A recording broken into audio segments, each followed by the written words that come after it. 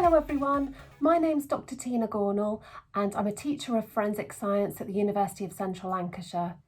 I'm 44 years old and I've had various different roles in the field of science, starting from when I did a physics and astronomy degree and graduated in the year 2000 from the University of Sheffield. I've done a few different things in my path to becoming a forensic scientist and a lecturer in forensic science here at UCLan.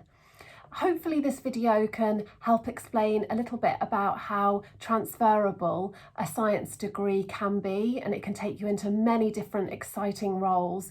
And I'm really grateful to have had all the different job opportunities over the last 20 years and to end up being a teacher of forensic science, leading the forensic science degree course here at UCLan is like a really great, amazing experience for me. So it all began starting off taking chemistry, physics and maths at A-level. I didn't actually get the grades that I'd hoped I would get at A-level. I just fell short on my chemistry A-level and didn't get into the first choice university of Nottingham, which I wanted to do, to go and study neuroscience. But I then went to my insurance choice, which was the University of Sheffield, to study physics and astronomy. And it was an amazing experience. And I'm so grateful that it all turned out that way. So I just want to emphasise that if you don't get the grades that you initially hoped to get at the start, there are so many other opportunities that you can go to, and it really won't hold you back. You've just got to grasp those new opportunities and be flexible. So during my 4-year degree at the University of Sheffield, I made some fabulous friends, got some really good hands-on experience, and I left that degree with a first class MPhys honours, so an undergraduate master's degree in physics and astronomy, and I went and got a job at the Defence Evaluation Research Agency, which is an agency of the Ministry of Defence, and I did a really good physics type job in relation to radar jamming, which was really exciting. I did lots of hands-on field trials at Air Force bases, and I actually worked for 3 weeks in the Nevada desert doing night trials as well, so it was a really amazing opportunity. But I decided that I always had an interest in forensic science. Forensic science is where you use science in various different forms to solve crimes. And I've always been really interested in sort of police and detective work. I love watching the crime dramas on television ever since I was little, reading Agatha Christie.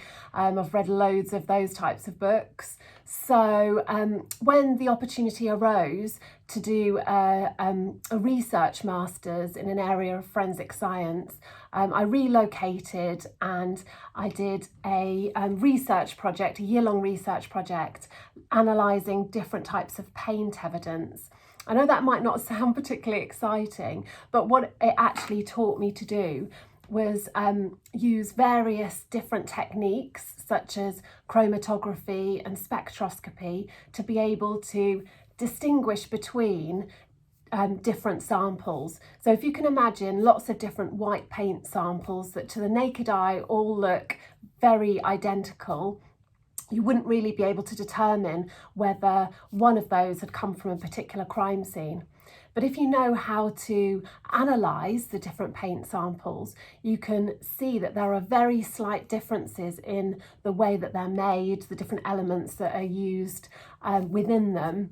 So you can actually determine between them and discriminate between them. So if you were to find a paint fleck on a criminal's clothing and you could match it to the paint at a crime scene, then that could be good supporting evidence that that person had been at that location at a particular time and could help with solving that crime in the future.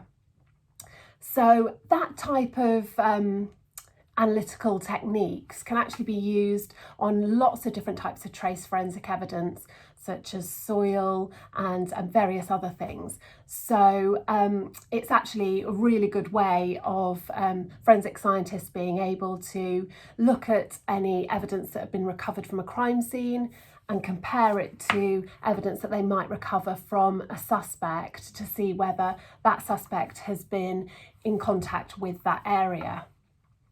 So from doing that master's project, which I really enjoyed, and it taught me loads of different skills about how to conduct lots of different experiments independently and write a thesis. I then went and got a job at Lancashire Constabulary, and I was looking at footwear evidence. So I was looking at the footwear marks that were recovered from crime scenes by the CSIs, and I would try and identify what type of trainer or boot had made those marks, and I would then compare those marks with any suspect's footwear that had been recovered to see if that suspect had made those suspects' footwear marks could be found at that particular crime scene. So I needed lots of attention to detail there, a really keen eye for detail, and also to be able to write really good, accurate notes, because obviously that evidence could be asked to be called at court at any point. So you have to be very non-biased, you have to be